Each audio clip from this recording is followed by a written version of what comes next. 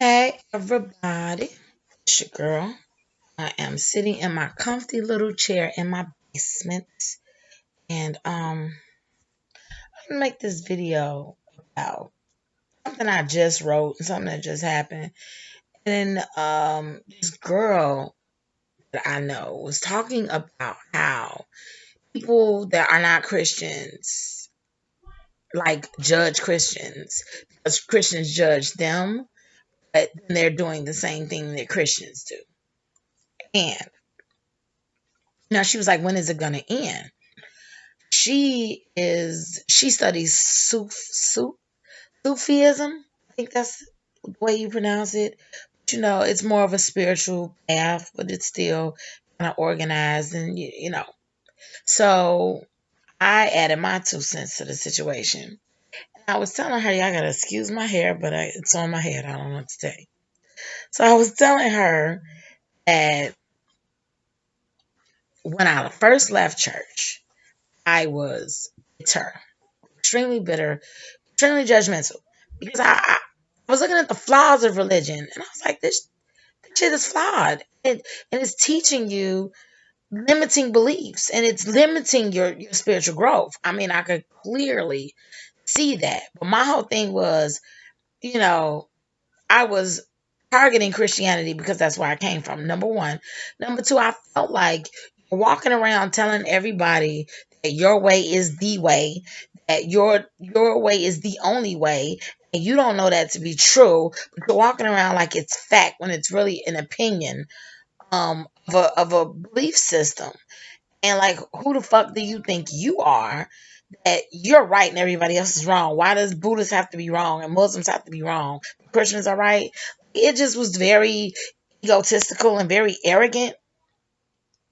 And I felt like religion churned out egotistical, arrogant people. And I still do. I mean, not everybody. Of course, it's no everybody, but a lot of people. And I was angry, I was angry like, why you think you're right? After a while, I realized that people come here on different spiritual levels and they gravitate to what matches them, their own spiritual vibration. So a Christian who loves being a Christian, like, I can't knock that. I can't knock that they love Jesus Christ and they love what he stands for. I can't knock that. And the rules and the traditions and the ways of thinking, it goes along with the territory. A lot of people feel like the Bible says something about you shouldn't be hot or cold. You should be either hot or cold. You shouldn't straddle the fence. You know what I'm saying? And a lot of people in Christian beliefs and Christian teaching feel like you can't serve two masters, meaning you can't do the things that you agree with, even though they still do because they disagree with slavery, but it's clearly acceptable in the Bible. That's neither here nor there. Because the religion has evolved over time to incorporate certain beliefs and disregard the beliefs. I was telling my daughter how up until the 70s that Jehovah's Witnesses did not regard black people as actual people who went to heaven because back in the day black people were only looked at as three-fifths of a human being instead of a whole human being. So religion has evolved over the years. So with that being said, if I'm so cool with it, why aren't I a Christian?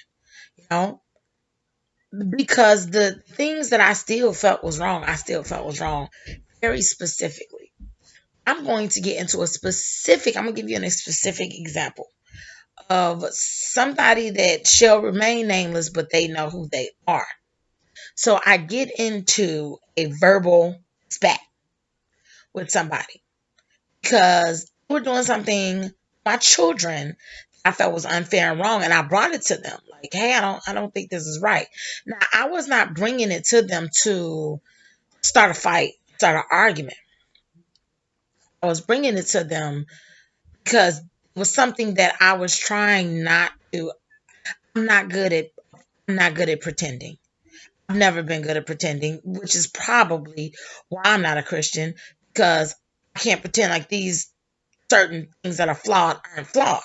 I'm not good at pretending. I'm not good at sticking my head in the sand, pretending like everything is okay if it's not okay. No, I'm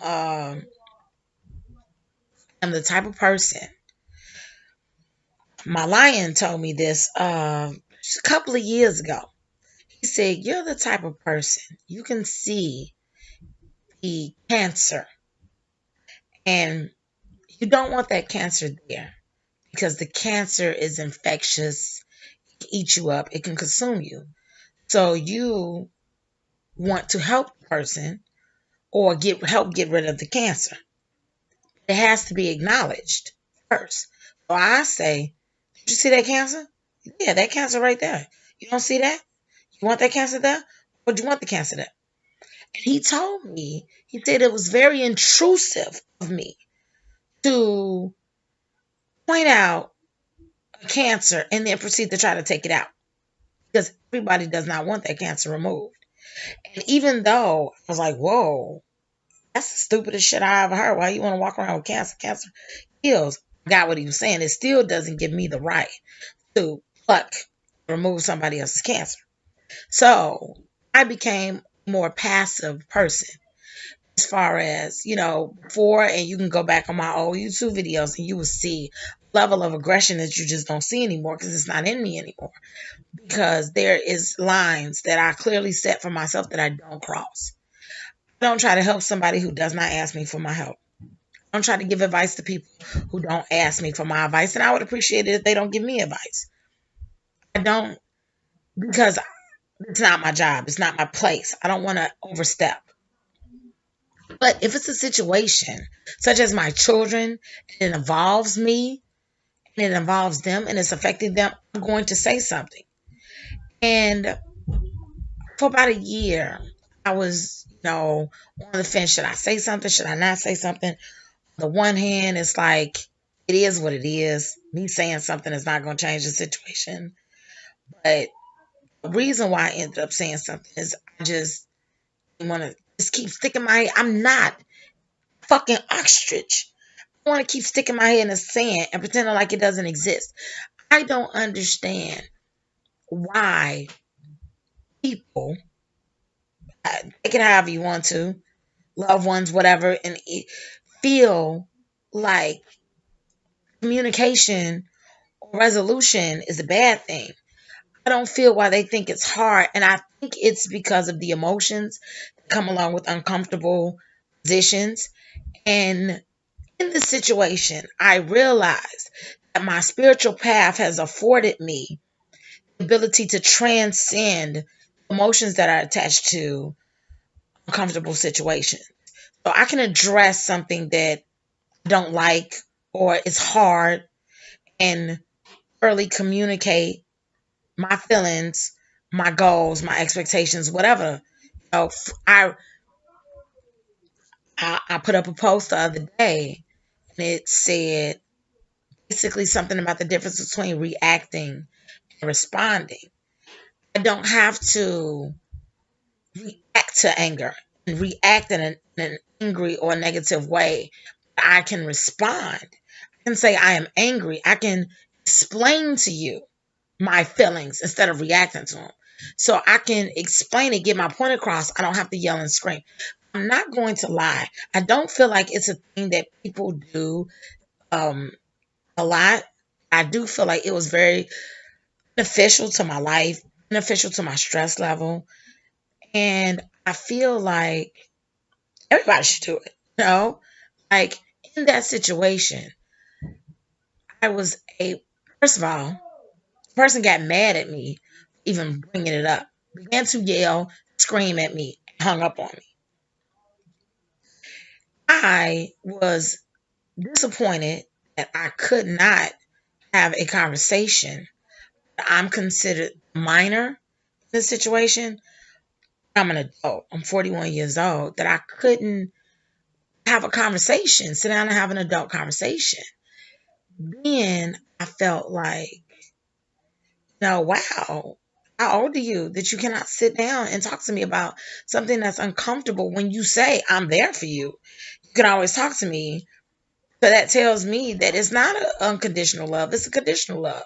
It's like, I understand that the older generations, they're to be seen and not heard, but I'm not part of that generation. So why would you expect me to do something that you used to do? I'm not you. I'm me. You have to deal with me on the level that I am. I am the type of person, if there's a problem, I approach it. I don't like to use the word confrontation. I guess if you want to call it that, I confront a situation, but I'm confronting it for a resolution. I'm not doing it with the intention on making you feel bad or saying I'm better than you, you're not like this, or you're not like me. But I did realize that due to the fact that I did leave church and I started learning these spiritual principles away from something that is ego driven, that it helped me in that situation because I'm a non Christian. This person is a Christian. Look how they reacted, or look how I reacted. At the end of the day, my anger, I really didn't have any anger. I was a little astounded from the deep emotional response of anger that I got. Like, what, don't blow something, calm down. But I'm able to live a much more peaceful and happy life because I don't have those moments where I'm consumed by anger. Like that shit is it make you sick. Like it make you sick. It makes you physically sick to consume yourself in your negative emotions. Why would you want to do that to yourself? And that was something that I had to step outside of Christianity and learn. And I don't think it's something that's even addressed in it. Like, as far as emotion and how to process them and how to deal with them. Because you not preach to me if you can't talk to me. Like, for me, I just feel like spiritual path has so many benefits. Learning self-awareness, consciousness, meditation, learning um enlightenment, learning who you are, where you come from, who were you before you were born, and where you're going to be after you die, and just allowing God to have a bigger definition of a deity that created the heavens and earth, that has this bipolar ass personality. I love you unconditionally, but I send your ass to hell.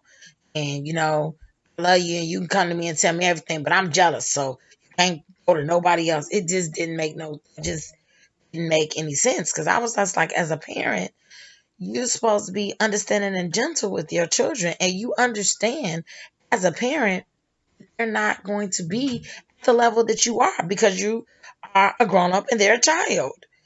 But then I realized that because we have adopted this, there's a lot of children that aren't heard, that don't have a voice, that aren't allowed to grow spiritually and grow in their own, like my children. I'll take my children for example, and then I'm gonna cut this video off because I'm all over the place. But I'll give my children as an example. My children I'm very free spirited. My children are very free spirited. I have a structure, my house. It's a very loose structure. I'm not that strict.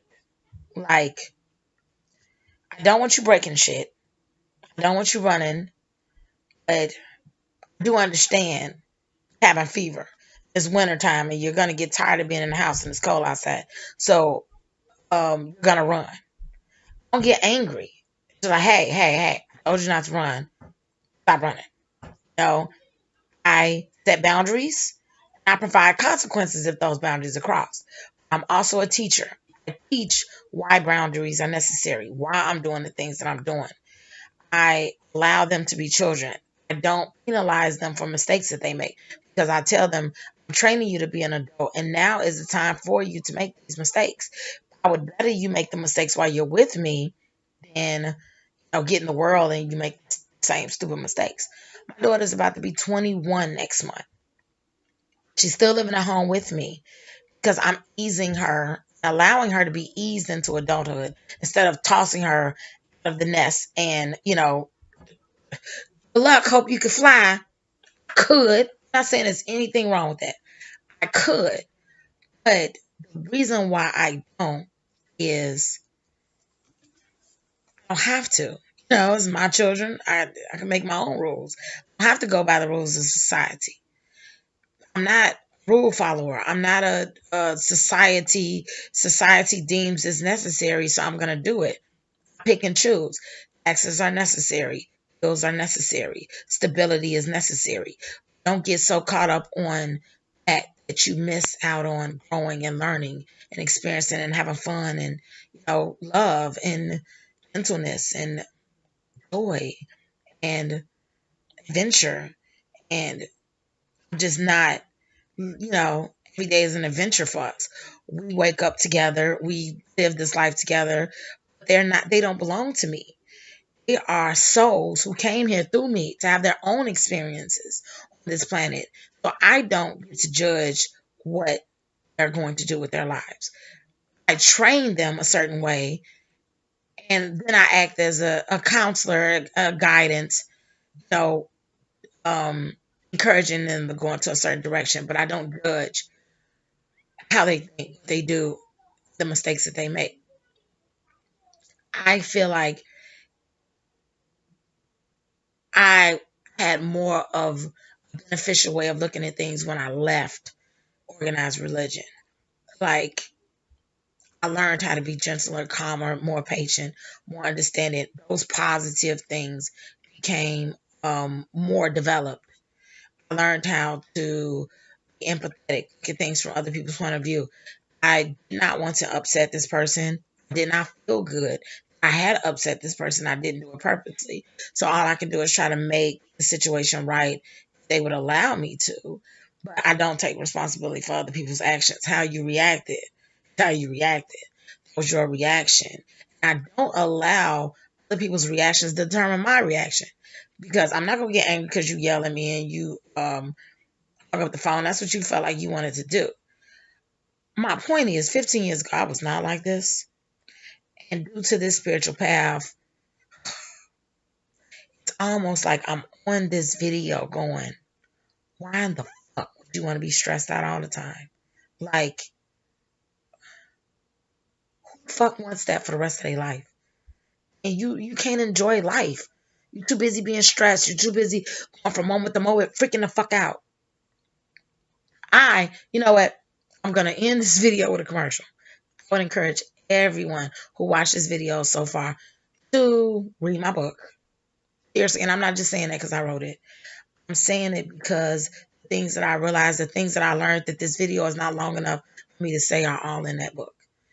And how I got from, kicking a motherfucker's ass if they disrespected me and feeling like, oh no, you not today. You ain't gonna disrespect me today. I would have been over there trying to fight. To the point where I allow you to be who you are. I love you anyway. To have an unconditional love for you, nothing short of a miracle. I really can't explain it, but the book really explains it. So I would encourage that if you really just want to live a better, more peaceful, more positive life. So thanks for watching, and all of my information is in the bio. And take care of yourself. I'll let you later. Peace out.